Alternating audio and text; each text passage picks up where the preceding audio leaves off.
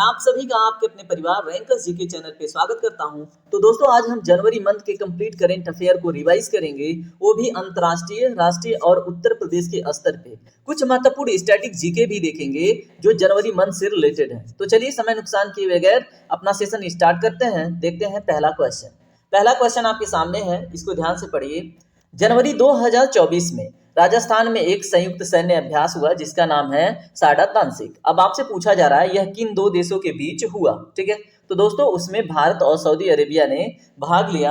ये प्रश्न आपके लिए बहुत महत्वपूर्ण है क्योंकि अगर इस समय डिफेंस की कोई भी तैयारी करते हैं तो ये प्रश्न पूछे जाने की अपार संभावना है, ठीक है। इसमें थोड़ी बातें और याद रखेंगे। अगर आपसे प्रश्न पूछे कि यह कब से लेके कब तक हुआ, तो दोस्तों 29 जनवरी से लेके 10 फरवरी तक ये संपन्न हुआ। किस राज्य में हुआ, ऐसा प्रश्न पूछे तो राजस्थान में। चलिए बात करेंगे प्रश्न नंबर दूसरे के ऊपर। सीएपीएफ एवं अन्य सहायक बलों के बीच किस दल ने सर्वश्रेष्ठ मार्चिंग दल पुरस्कार जीता है? तो दोस्तों इसमें राइट आंसर है option number B, Delhi police की महिला मार्चिंग टुकड़ी ने, ठीक है। अब इसमें देखिए है क्या, पूरी बात क्या है। हुआ कुछ यूं कि गणतंत्रता दिवस के परेड में 3 जजों की एक पैनल गठित हुई और उसमें क्या हुआ, 3 सेनाओं की मार्चिंग टुकड़ियां, केंद्रीय सशस्त्र सीमा पुलिस बल है, ठीक है, और अन्य सहायक बल हैं, उनकी मार्चिंग हुई। तो दोस्तों उस मार्चिंग में दिल्ली पुलिस की महिला मार्चिंग टुकड़ी ने कौन सा पुरस्कार जीता? मार्चिंग दल पुरस्कार जीता, ठीक है। तो ये प्रश्न बहुत महत्वपूर्ण है, तो इसको आप याद रखेंगे। चलिए बात करेंगे प्रश्न नंबर 3 के ऊपर। भारत में पहली बार हुए हिम तेंदुए की जनसंख्या आकलन के अनुसार भारत में हिम तेंदुए की अनुमानित कुल जनसंख्या कितनी है? तो दोस्तों इनकी कुल जनसंख्या लगभग 718 है। ये बात आप याद रखेंगे, ये पहली बार हुई है, इसलिए ये प्रश्न बहुत महत्वपूर्ण है। अगर प्रश्न पूछा जाए हिम तेंदुए की जनसंख्या आकलन का रिपोर्ट किस डेट को जारी हुआ, तो दोस्तों 30 जनवरी को जारी हुआ, ठीक है। इतनी बातें याद रखिएगा। चलिए प्रश्न नंबर 4 देखिए। भारत में हिम तेंदुए जनसंख्या के आकलन के अनुसार भारत में किस राज्य में हिम तेंदुए की संख्या सबसे अधिक है? तो दोस्तों इसमें राइट आंसर है ऑप्शन नंबर सी, लद्दाख में, ठीक है। अब आपसे प्रश्न पूछे कि लगभग कितनी, तो दोस्तों 477 के आसपास है। अगर आपसे प्रश्न पूछे कि हिम तेंदुए की जनसंख्या के अनुसार निम्नलिखित राज्यों को बढ़ते या घटते क्रम में लगाइए, तो आपको कुछ राज्यों को याद रखना है। वो है क्या? लद्दाख के बाद कौन सा राज्य है दोस्तों? उत्तराखंड, उसके बाद है हिमाचल प्रदेश, उसके बाद है अरुणाचल प्रदेश, उसके बाद सिक्किम, और यहाँ पे जम्मू कश्मीर आपको थोड़ी सी देरी के बाद दिख रहा है, ठीक है। तो यहाँ पे कंफ्यूजन मत रखिएगा कि लद्दाख के पास में जम्मू है तो जम्मू में होंगे, नहीं, लद्दाख में है, उसके बाद उत्तराखंड में है, उसके बाद हिमाचल, उसके बाद अरुणाचल, उसके बाद सिक्किम और उसके बाद है जम्मू कश्मीर में। ये प्रश्न बहुत महत्वपूर्ण है। प्रश्न नंबर 5 देखिए। 2024 में गणतंत्रता दिवस परेड में मुख्य अतिथि कौन थे? तो दोस्तों यहाँ पे राइट आंसर है option number C, Emmanuel Macron, जो वर्तमान में फ्रांस के राष्ट्रपति हैं। ये भी बात आप याद रखेंगे। चलिए बात करेंगे हम, यहाँ पे थोड़ा सा डिटेल उनके बारे में है, ये पढ़ लीजिएगा। इसमें क्या है, ये राष्ट्रपति हैं कहाँ के? फ्रांस के, और उन्होंने भारत के बारे में भारत की सांस्कृतिक विविधता, एकता, सैन्य ताकत और बढ़ती नारी शक्ति पे प्रकाश डाला है। किन्होंने? अगर ये स्टेटमेंट बने तो फ्रांस के राष्ट्रपति ने डाला है, ठीक है। चलिए प्रश्न नंबर 6 देखते हैं। 2024 में गणतंत्र दिवस परेड की जुड़वा थीम क्या थी? तो दोस्तों अब देखिए जनवरी बहुत महत्वपूर्ण है अपने गणतंत्रता दिवस के लिए, तो उससे रिलेटेड सभी प्रश्न हम देख के चलेंगे। तो इसमें right answer option number B, विकसित भारत और भारत लोकतंत्र की मातृका, ठीक है। ये रहा है गणतंत्र दिवस परेड की जुड़वा थीम। अब इसमें देखिए भारत लोकतंत्र की मातृका का क्या अर्थ है?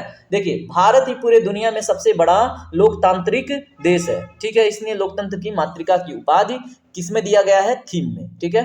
चलिए प्रश्न नंबर 7 देखते हैं। यहाँ पे थोड़ी सी बातें लिखी हुई हैं, इसको पढ़ लीजिएगा। जनवरी 2024 में भारतीय वायुसेना के साथ अभ्यास डेजर्ट नाइट में किन दो देशों ने भाग लिया? देखिए भारत तो है ही डेजर्ट नाइट अभ्यास में, लेकिन अन्य कौन से 2 देश हैं? तो दोस्तों अन्य 2 देश कौन कौन से हैं? फ्रांस और संयुक्त अरब अमीरात, ठीक है। ऑप्शन नंबर बी 7 का करेक्ट होगा, आप नोट डाउन कीजिएगा। और थोड़ा सा डिटेल यहाँ पे है, आप इसको पढ़िएगा, ठीक है। भारतीय वायुसेना इसमें सम्मिलित हुई थी और 23 जनवरी 2024 को अरब सागर के फ्रांसीसी वायु और अंतरिक्ष बल और संयुक्त अरब अमीरात वायुसेना के मतलब इन तीनों के मध्य ये अभ्यास हुआ, ठीक है। और इसका नाम क्या है? डेजर्ट नाइट, ठीक है। चलिए प्रश्न नंबर 8 देखते हैं। राष्ट्रीय बालिका दिवस प्रतिवर्ष कब मनाया जाता है? तो दोस्तों महिला सशक्तिकरण में ये प्रश्न इंपॉर्टेंट है, तो ऑप्शन नंबर सी इसका करेक्ट होगा, ठीक है, 24 जनवरी को। तो अब इसके बारे में क्या ही बताना, आपको तो पता ही है। चलिए प्रश्न नंबर 9 देखिए। हलवा समारोह निम्नलिखित में से किस घटना से संबंधित है? तो दोस्तों बजट तैयार करने की प्रक्रिया से। ऑप्शन नंबर बी इसका करेक्ट होगा।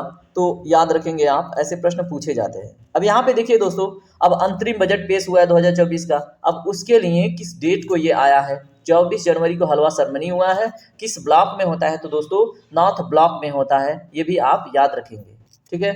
चलिए प्रश्न नंबर 10 देखते हैं। पराक्रम दिवस का क्या महत्व है? तो दोस्तों यह नेताजी सुभाष चंद्र बोस का जन्मदिन है और ये कौन सा डेट है दोस्त? 23 जनवरी, ठीक है। तो इसलिए पराक्रम दिवस महत्वपूर्ण है। और किस लिए महत्वपूर्ण है आपको पता चल गया।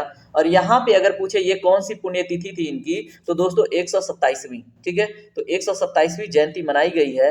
तो ये भी बात इंपॉर्टेंट है। 23 जनवरी के ऊपर हमने बात कर लिया है। चलिए नोट बनाने की आवश्यकता नहीं है, आपको पीडीएफ रैंकर्स जी के टेलीग्राम चैनल पे मिल जाएगा विद आंसर। प्रश्न नंबर 11 देखिए। कर्पूरी ठाकुर भारत के किस राज्य से थे? तो दोस्तों इसमें right answer option number D Bihar. क्यों न्यूज में है दोस्तों? क्योंकि इनको मरणोपरांत भारत रत्न मिला है, ठीक है। तो आप भारत रत्न के बारे में तो जानते ही हैं, इसमें क्या ही बताना, ठीक है। भारत का सर्वोच्च नागरिक पुरस्कार है। चलिए प्रश्न नंबर 12 देखते हैं। 22 जनवरी 2024 को अयोध्या में रामलला के प्राण प्रतिष्ठा समारोह का नेतृत्व किसने किया? तो दोस्तों वर्तमान के जो प्रधानमंत्री नरेंद्र मोदी हैं उन्होंने किया। अब यहाँ पे देखिए 22 जनवरी डेट भी इंपॉर्टेंट है कि अयोध्या रामलला मंदिर में प्राण प्रतिष्ठा की डेट कौन सी थी? तो दोस्तों 22 जनवरी, ठीक है। ये भी आप याद रखेंगे। अब यहाँ पे एक नदी इंपॉर्टेंट हो जाती है, सरयू, ठीक है। तो सरयू नदी कहाँ पे बहती है दोस्तों? अयोध्या में। ये भी बात आप याद रखेंगे। चलिए प्रश्न नंबर, यहाँ पे थोड़ी सी बातें हैं तो इसके बारे में मैंने बता दिया है, आप पीडीएफ में पढ़ लीजिएगा। प्रश्न नंबर 13 देखिए। संयुक्त राष्ट्र महासभा के 78वें सत्र के अध्यक्ष कौन है? तो दोस्तों इसमें जो राइट आंसर है वो है option number A Dennis Francis, ठीक है। अब इनके बारे में थोड़ा सा यहाँ पे मैंने ऐड किया है, देखिएगा। 78वें सत्र के ये अध्यक्ष हैं डेनिस फ्रांसिस और ये 22 जनवरी 2024 को भारत की 5 दिवसीय यात्रा पर नई दिल्ली पहुंचे, इसलिए ये क्वेश्चन आपके लिए इंपॉर्टेंट है, ठीक है। चलिए प्रश्न नंबर 14 देखिए क्या है। एशियाई मैराथन चैंपियनशिप 2024 में स्वर्ण पदक किसने जीता? तो दोस्तों प्रश्न नंबर 14 का right answer option number C Man Singh ने, ठीक है। किसमें? एशियाई मैराथन चैंपियनशिप 2024 में स्वर्ण पदक, ठीक है। तो मान सिंह जी के बारे में थोड़ा सा याद रखिएगा। 22 जनवरी 2024 को हांगकांग में एशियाई मैराथन चैंपियनशिप हुआ। तो यहाँ पे हांगकांग भी आपके लिए इंपॉर्टेंट है, ठीक है, कि कहाँ पे हुआ एशियाई मैराथन चैंपियनशिप? तो हांगकांग में, ठीक है। तो ये इंपॉर्टेंट है। बाकी मान सिंह के बारे में आप याद रखेंगे। प्रश्न नंबर 15 देखते हैं। इंडिया ओपन बैडमिंटन 2024 में पुरुष युगल के फाइनल में कौन हार गया? ठीक है। अब आपसे प्रश्न नंबर 15 में हारा हुआ व्यक्ति का नाम पूछ रहा है। तो दोस्तों इसमें ऑप्शन नंबर ए करेक्ट है। अब इसमें देखिए नाम क्या है? सात्विक साईराज, रंकी रेड्डी और चिराग शेट्टी, ठीक है। तो याद रखेंगे। अब यहाँ पे थोड़ा सा उनके बारे में है, ये आप रोक के क्या कीजिएगा, पीडीएफ में पढ़ लीजिएगा, ठीक है। प्रश्न नंबर 16 देखिए क्या है। प्रधानमंत्री राष्ट्रीय बाल पुरस्कार निम्नलिखित में से किस श्रेणी में प्रदान किया जाता है? बड़ा महत्वपूर्ण प्रश्न आपसे ये बन सकता है। तो दोस्तों इसका राइट आंसर है ऑप्शन नंबर बी कला और संस्कृति, बहादुरी, नवाचार, सामाजिक सेवा और खेल की दुनिया में मिलता है प्रधानमंत्री राष्ट्रीय बाल पुरस्कार। चलिए बात करेंगे प्रश्न नंबर 16 के ऊपर। यहाँ पे देखिए प्रश्न नंबर 16 के ऊपर हमने बात कर ली है। यहाँ पे कुछ बातें हैं जैसे कला और संस्कृति, बहादुरी, नवाचार, सामाजिक सेवा और खेल में राष्ट्रपति द्रौपदी मुर्मू ने 22 जनवरी 2024 को नई दिल्ली में 19 असाधारण बच्चों को प्रधानमंत्री राष्ट्रीय बाल पुरस्कार प्रदान किया। तो यहाँ पे देखिए प्रधानमंत्री राष्ट्रीय बाल पुरस्कार कौन देता है, ठीक है, किसने दिया? तो इस समय जो वर्तमान में राष्ट्रपति हैं द्रौपदी मुर्मू जी, ठीक है, उन्होंने दिया। तो उनका नाम आप याद रखेंगे कि किन्होंने दिया, ठीक है। पता चले आप एग्जाम में प्रधानमंत्री नरेंद्र मोदी लगा के आ रहे हो, ऐसा नहीं करना है, ठीक है। तो याद रखेंगे यह पुरस्कार संबंधित है किससे? कला और संस्कृति, बहादुरी, नवाचार, सामाजिक सेवा से। और पुरस्कार किसने दिया दोस्तों? तो 22 जनवरी 2024 को नई दिल्ली में किन्होंने दिया? द्रौपदी मुर्मू ने, ठीक है। चलिए बात करेंगे प्रश्न नंबर 17 के ऊपर। बीटिंग द रिट्रीट प्रत्येक वर्ष किस स्थान पर आयोजित की जाती है? तो दोस्तों प्रश्न नंबर 17 का राइट आंसर है option number D Vijay Chowk, नई दिल्ली में, ठीक है। अब इसके बारे में थोड़ा सा और है, आप पढ़ लीजिएगा इसको। 29 जनवरी 2024 को क्या हुआ? इसको आयोजित किया गया, ठीक है। क्या है नाम इसका? बीटिंग द रिट्रीट समारोह, ठीक है। अब ये विजय चौक पे हुआ और 75वें गणतंत्र दिवस समारोह के समापन को चिन्हित करने के लिए ये रिट्रीट हुआ, ठीक है। अब इसके बारे में देखिए संगीतमय प्रदर्शन हुआ, भारतीय सेना का, नौसेना, वायुसेना, दिल्ली पुलिस और केंद्रीय सशस्त्र पुलिस बल इसमें क्या थे? बैंड बजाने वाले थे, ठीक है। तो इनके बैंड इसमें सम्मिलित थे। तो ये बात आप याद रखेंगे। चलिए प्रश्न नंबर 18 देखते हैं। रोहन बोपन्ना की उपलब्धि का क्या महत्व है दोस्तों? तो इसमें ऑप्शन नंबर डी करेक्ट है। वह विश्व नंबर 1 रैंकिंग हासिल करने वाले उड़ीसा के पहले एथलीट हैं, इसलिए ये भारत में महत्वपूर्ण प्रश्न हो जाता है। ठीक है, अब देखिए आपके एग्जाम में पूछा जा सकता है कि सबसे उम्र दराज, ठीक है, कौन से पुरुष युगल फर्स्ट रैंकिंग हासिल किए हैं एथलीट के मामले में? तो दोस्तों ये हैं आपके रोहन बोपन्ना जी। ठीक है, एज क्या है? 43 साल का। ठीक है, तो ये बातें आप याद रखेंगे। आपसे प्रश्न पूछा जा सकता है रोहन बोपन्ना का संबंध किस प्रदेश से है? तो उड़ीसा से। प्रश्न नंबर 19 देखिए, भारत से टेनिस ग्रैंड स्लैम विजेता कौन है? तो दोस्तों इसमें राइट आंसर है ऑप्शन नंबर ई। देखिए लिएंडर पेस ने भी, महेश भूपति ने भी, सानिया मिर्जा ने भी और रोहन बोपन्ना हाल फिलहाल में। ठीक है, तो ऑप्शन नंबर ई इसमें करेक्ट होगा, याद रखेंगे आप। प्रश्न नंबर 20 देखिए, अब उस भारतीय क्रिकेटर का नाम क्या है जिसने 2023 में ICC one day player of the year का पुरस्कार जीता है? तो दोस्तों प्रश्न नंबर 20 का right answer option number B, Virat Kohli. ठीक है, चलिए इसके बारे में थोड़ा सा आप यहाँ पे पढ़ लीजिएगा। विराट कोहली ने आईसीसी अवार्ड 2023 में one day men's player of the year का पुरस्कार जीता है और यह चौथी बार है जब उन्होंने यह सम्मान प्राप्त किया है। यानी कि ये 2012 में, 2017, 2018 में भी पुरस्कार जीत चुके थे और 2023 में इन्होंने अपना चौथा पुरस्कार जीता है। कौन सा पुरस्कार? प्लेयर ऑफ द ईयर का। ठीक है, वो भी मेंस में, मेंस मतलब पुरुष में। जनवरी 2024 में फीफा फुटबॉल पुरस्कार समारोह में सर्वश्रेष्ठ फीफा पुरुष खिलाड़ी का पुरस्कार किसने जीता? तो दोस्तों इसमें right answer option number C, Lionel Messi. ठीक है, प्रश्न नंबर 21 का राइट आंसर है ऑप्शन नंबर सी। यहाँ पे लियोनेल मेसी के बारे में थोड़ा सा है, ये कहाँ से संबंध रखते हैं? तो दोस्तों लंदन में फीफा फुटबॉल पुरस्कार समारोह में इनको श्रेष्ठ फीफा पुरस्कार मिला है। ठीक है, और भी पुरुष की श्रेणी में, और मेसी ने पिछले 4 वर्षों में तीसरी बार यह पुरस्कार हासिल किया है, तो ये भी याद रखेंगे। ठीक है, तो बहुत अच्छे खेलते हैं ये फुटबॉल। और लियोनेल मेसी, उसके बाद रोनाल्डो, इनके बारे में तो आपको पता ही होगा। ठीक है, तो एग्जाम में भी याद रख के जाइएगा। प्रश्न नंबर 22 देखिए, मकर संक्रांति, पोंगल, उत्तरायण और माघ बिहू त्योहार का क्या महत्व है? तो दोस्तों प्रश्न नंबर 22 का right answer option number C, यह सर्दी की समाप्ति और लंबे दिनों की शुरुआती में ये मनाए जाते हैं। ठीक है, और ये एक्चुअल में फसल के भी त्योहार हैं, ये भी याद रखेंगे आप। अब इनका कब मनाया जाता है उसके बारे में यहाँ पे मैंने ऐड किया है, पढ़ लीजिएगा। नंबर 23 ध्यान से पढ़िए। अब विश्व आर्थिक मंच की 54वीं वार्षिक बैठक कहाँ हो रही है? इसका राइट आंसर है option number C, Davos Switzerland में। चलिए यहाँ पे थोड़ी सी बातें हैं, जैसे ये कब स्टार्ट हुआ है? तो 15 जनवरी 2024 को। ठीक है, प्रश्न नंबर 24 देखिए, मलेशिया ओपन सुपर 1000 में पुरुष युगल फाइनल में भारतीय खिलाड़ी कौन थे? तो दोस्तों इसमें right answer option number C, Satwik Sairaj रंकी Reddy और चिराग शेट्टी। चलिए बात करेंगे प्रश्न नंबर 25 के ऊपर। जनवरी 2024 को रानी मार्गरेट द्वितीय के बाद डेनमार्क के नए राजा के रूप में कौन नियुक्त हुआ है? तो दोस्तों इसमें right answer option number B, prince Frederik X को नियुक्त किया गया है। डेट इंपॉर्टेंट है इसमें, किस डेट को? 14 जनवरी को। ठीक है, चलिए बात करेंगे प्रश्न नंबर 26 के ऊपर। विकसित भारत संकल्प यात्रा का प्राथमिक उद्देश्य क्या है? तो दोस्तों इसमें right answer option number C, जागरूकता पैदा करना, विकास और कल्याणकारी योजनाओं में जनता की भागीदारी सुनिश्चित करना। यहाँ पे थोड़ी बातें नहीं है। चलिए प्रश्न नंबर 27 देखिए क्या है, 12वीं सदी का श्री जगन्नाथ मंदिर किस शहर और किस राज्य में स्थित है? तो दोस्तों शहर है आपका कौन सा? पुरी, और राज्य है आपका उड़ीसा। ऑप्शन नंबर ए इसका करेक्ट आंसर होगा। प्रश्न नंबर 28 देखते हैं, यहाँ पे थोड़ी सी बातें हैं, यहाँ पे देख लीजिए क्या है। अब यहाँ पे SMPP पुरी के 12वीं सदी के श्री जगन्नाथ मंदिर के आसपास एक विशाल परिधि विकास किया जा रहा है, परिधि विकास परियोजना को संपन्न किया जा रहा है, इसलिए ये प्रश्न इंपॉर्टेंट है। प्रश्न नंबर 28 देखिए, नीति आयोग के अनुसार पिछले 9 वर्षों में भारत में गरीबी दर में कितनी गिरावट दर्ज की गई है? तो दोस्तों 29% से लगभग 11%। ऑप्शन नंबर सी करेक्ट है। प्रश्न नंबर 29 देखिए, यहाँ पे देखिए थोड़ी सी बातें हैं, पढ़ लीजिएगा। प्रश्न नंबर 29 देखिए क्या है, वर्तमान में भारत में नीति आयोग के मुख्य कार्यकारी अधिकारी के रूप में कौन कार्यरत है? प्रश्न नंबर 29 का राइट आंसर है दोस्तों option number D, VR Subrahmanyam. ठीक है, VV सुब्रमण्यम याद रखेंगे। प्रश्न नंबर 29 में थोड़ा सा डिटेल देख लीजिएगा। नीति आयोग के CEO VVR सुब्रमण्यम ने इस बात पर जोर दिया है कि 8 से 9 वर्षों में पूर्ण गरीबी को आधे से कम करना एक उल्लेखनीय उपलब्धि है जो दुनिया के सामने अपने SDG लक्ष्यों की दिशा में प्रगति को दिखाती है, प्रदर्शित करती है। ठीक है, चलिए अब हम बात करेंगे अगले प्रश्न के ऊपर। खेलो इंडिया यूथ गेम्स 2024 की मेजबानी कौन सा राज्य कर रहा है? ये मोस्ट इंपॉर्टेंट क्वेश्चन आपसे पूछा जा सकता है। प्रश्न नंबर 30 का जो राइट आंसर है वो है ऑप्शन नंबर बी, तमिलनाडु।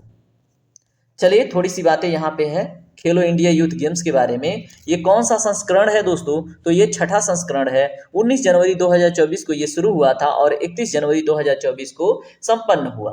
ठीक है, और कहाँ पे? तमिलनाडु राज्य में, और तमिलनाडु राज्य के 4 शहरों में। ठीक है, कितने शहरों में? 4 शहरों में, चेन्नई, कोयम्बटूर, मदुरै और चित्री में ये आयोजित हुआ। ठीक है, तो चारों शहरों के बारे में थोड़ा सा याद रखिएगा, चेन्नई, कोयम्बटूर, मदुरै और त्रिची। चलिए प्रश्न नंबर 31 देखिए, भारत के सबसे लंबे पुल का क्या नाम है? तो दोस्तों यहाँ पे नदी पुल की बात नहीं हो रही है, इसलिए इसका right answer option number B है, अटल बिहारी वाजपेयी। ठीक है, ये सेवरी टू नोहावा सेवा अटल सेतु है, तो इसके बारे में याद रखेंगे। अगर सबसे बड़े नदी पुल की बात होगी तो दोस्तों वो ढोला सदिया हो जाएगा। ठीक है, जो आपको लोहित नदी पे देखने को मिलता है, कहाँ पे? अरुणाचल प्रदेश और असम की बाउंड्री पे। चलिए बात करेंगे प्रश्न नंबर 32 के ऊपर। आकाश एनजी मिसाइल प्रणाली की प्राथमिक क्षमता क्या है? तो दोस्तों प्रश्न नंबर 32 का right answer option number C, यानी कि उच्च गति फुर्तीले हवाई खतरों का अवरोधन। प्रश्न नंबर 33 देखिए क्या है, इंटीग्रेटेड टेस्ट रेंज चांदीपुर किस राज्य में स्थित है? तो दोस्तों प्रश्न नंबर 23 का right answer option number B, यानी कि उड़ीसा में। चलिए अब बात करेंगे हम प्रश्न नंबर, देखिए यहाँ पे थोड़ी सी बातें हैं। डीआरडीओ ने 12 जनवरी 2024 को किसका क्या किया था बताइए? इंटीग्रेटेड टेस्ट रेंज में नई पीढ़ी की आकाश मिसाइल का सफल उड़ान परीक्षण किया था। ठीक है, तो इसलिए ये इंपॉर्टेंट हो जाता है। प्रश्न नंबर 34 देखिए क्या है, जनवरी 2024 में किस आतंकवादी समूह ने सोमालिया में संयुक्त राष्ट्र के हेलीकॉप्टर पर कब्जा कर लिया? तो दोस्तों इसमें जो राइट आंसर है वो है आपका ऑप्शन नंबर बी, यानी कि अल शबाब ग्रुप ने। ठीक है, चलिए यहाँ पे थोड़ी सी बातें उसके बारे में है। 10 जनवरी 2024 को सोमालिया में अल शबाब लड़ाकों ने संयुक्त राष्ट्र के हेलीकॉप्टर पर कब्जा कर लिया। ठीक है, तो यह अंतर्राष्ट्रीय मुद्दा है, तो ऐसे प्रश्न पूछे जा सकते हैं। विश्व हिंदी दिवस हर साल 10 जनवरी को क्यों मनाया जाता है? तो दोस्तों क्यों मनाया जाता है हिंदी दिवस? तो इसका राइट आंसर है विदेशों में हिंदी भाषा को बढ़ावा देने के लिए। ठीक है, तो याद रखेंगे। प्रश्न नंबर 36 देखिए क्या है, वाइब्रेंट गुजरात ग्लोबल समिट 2024 में मुख्य अतिथि के रूप में किसने भाग लिया? तो दोस्तों प्रश्न नंबर 36 का right answer option number D, संयुक्त अरब अमीरात के राष्ट्रपति ने। कमेंट सेक्शन में संयुक्त अरब अमीरात के राष्ट्रपति का नाम आप हमें जरूर बताइएगा। नंबर 37 देखते हैं, यहाँ पे देखिए थोड़ा सा है उनका नाम, तो आप शेख मोहम्मद यहाँ पे देख सकते हैं। ठीक है, लेकिन कमेंट सेक्शन में आपको जवाब देना आपके लिए अनिवार्य है। चलिए बात करेंगे प्रश्न नंबर 37 के ऊपर, नासा के आर्टेमिस कार्यक्रम का प्राथमिक लक्ष्य क्या है? तो दोस्तों प्रश्न नंबर 37 का जो right answer option number B है, इंसानों को चांद पर वापस भेजना।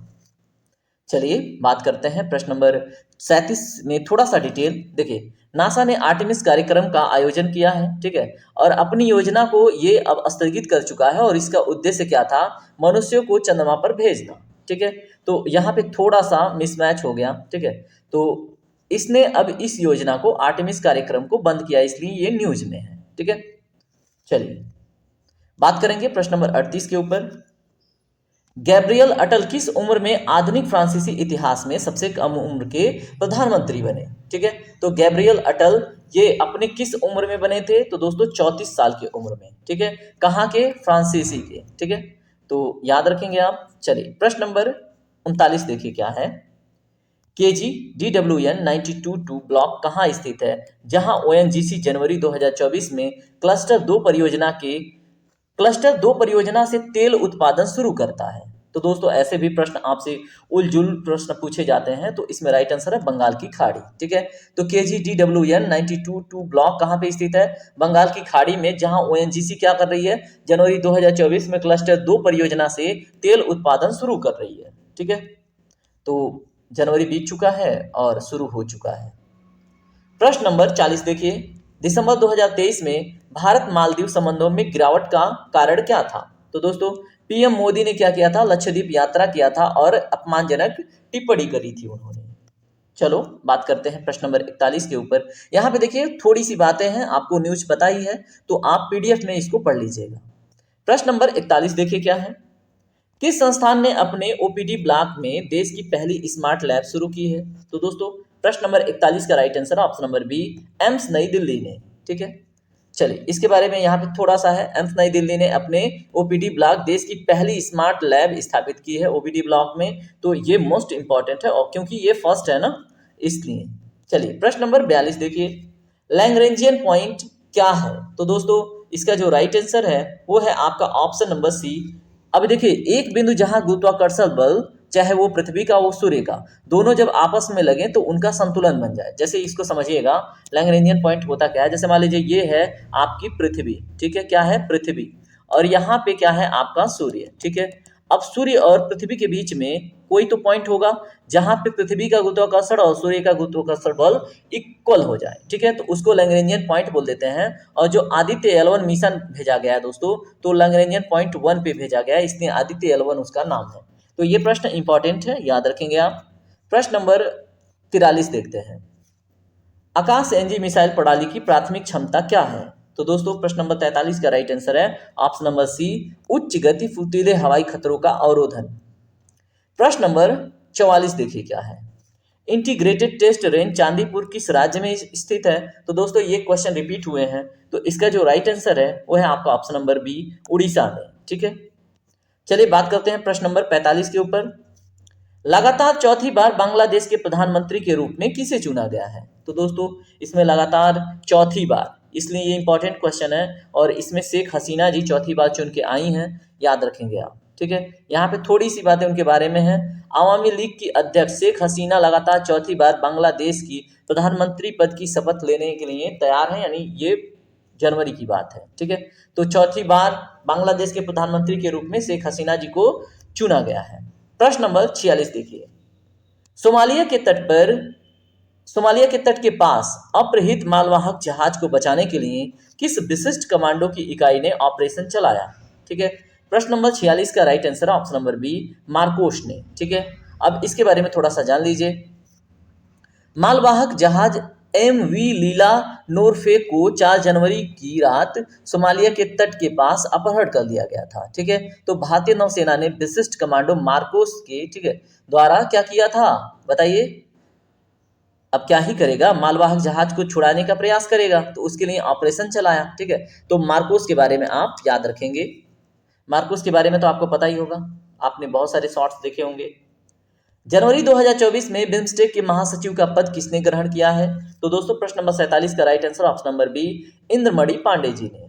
चलिए प्रश्न नंबर 48 देखते हैं, हाल ही में सरकार द्वारा लॉन्च किया गया प्रेरणा क्या है? तो दोस्तों प्रश्न नंबर 48 का right answer option number B, यह एक क्या है, अनुभवनात्मक शिक्षण कार्यक्रम। ठीक है, तो याद रखिएगा प्रेरणा के बारे में थोड़ा सा, यहाँ पे उसके बारे में है। प्रेरणा भारतीय शिक्षा प्रणाली के सिद्धांतों के मूल्य आधारित शिक्षा के दर्शन के रूप में, जैसा कि राष्ट्रीय शिक्षा नीति 2020 में उल्लेखित है, उसी हिसाब से कार्य करेगा। ठीक है, प्रश्न नंबर क्या है, प्रेरणा का मुख्य फोकस क्या है? तो प्रश्न नंबर 49 का right answer option number B, विद्यार्थियों में नेतृत्व गुणों का विकास करना, यानी लीडरशिप क्वालिटी को बिल्ड करना। प्रश्न नंबर 50 देखिए क्या है, और ये आज का और जनवरी मंथ के सभी इंपॉर्टेंट क्वेश्चनों का लास्ट क्वेश्चन है। तो विश्व ब्रेल दिवस प्रतिवर्ष कब मनाया जाता है? तो दोस्तों इसका right answer option number B, 4 जनवरी को। ब्रेल किस लिए फेमस है दोस्तों? जो देख नहीं सकते उनके लिए एक लिपि है ब्रेल। ठीक है, तो उस लिपि में जैसे जो नहीं देख सकते उनके लिखने पढ़ने की व्यवस्था है। ठीक है, तो याद रखेंगे 4 जनवरी। और इस तरह से दोस्तों यह सेशन कंप्लीट हुआ, और जनवरी मंथ के हमने सभी महत्वपूर्ण टॉपिक को कंप्लीट किया है। अगर आपको वीडियो पसंद आता है तो लाइक कीजिएगा, नए हैं तो सब्सक्राइब कीजिएगा, और PDF के लिए रैंकर्स जीके चैनल का टेलीग्राम ग्रुप ज्वाइन कीजिएगा। धन्यवाद दोस्तों, आपका दिन शुभ हो। जय हिंद, जय भारत।